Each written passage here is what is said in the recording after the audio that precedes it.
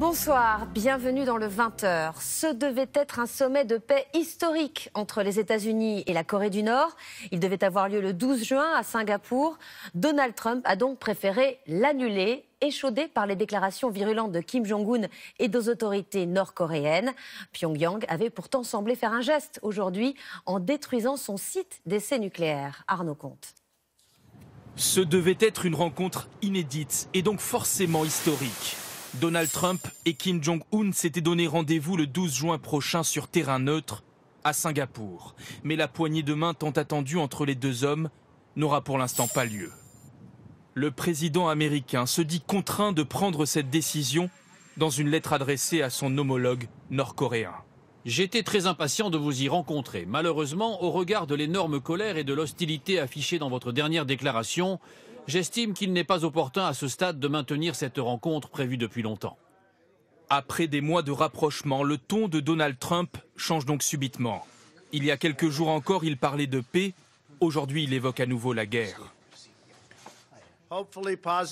Nous espérons que des choses positives se produiront en ce qui concerne l'avenir de la Corée du Nord.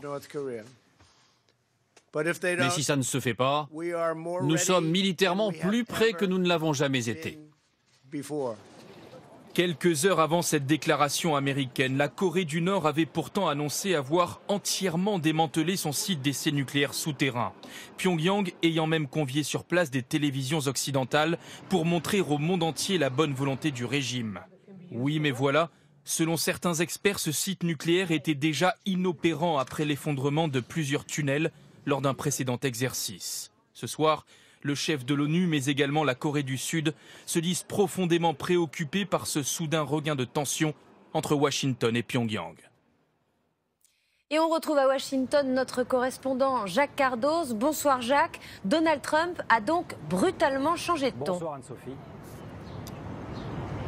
Oui, d'une certaine façon, Donald Trump a été contraint de reconnaître qu'un sommet de cette importance ne s'annonce pas, ne se prévoit pas, tant que tout n'est pas prévu à l'avance et longtemps à l'avance et revérifié et accepté par chacune des deux parties. Vous savez, ici, beaucoup d'observateurs étaient sceptiques précisément pour cette raison-là et parce que, évidemment, il s'agit de la Corée du Nord. Alors, le sommet du 12 juin concernant la dénucléarisation, est-ce que, par exemple, tout devait être écrit ou seulement une partie de cette dénucléarisation? Eh bien, figurez-vous que ces questions-là n'ont été abordées que ces derniers jours. C'était évidemment bien trop tard. Alors, attention, parce qu'il peut toujours y avoir des revirements. Il n'est pas impossible que ce sommet ait lieu un jour. Ici, on ne croit pas qu'il puisse avoir lieu dans un avenir proche, mais ça reste quand même l'intérêt des deux dirigeants.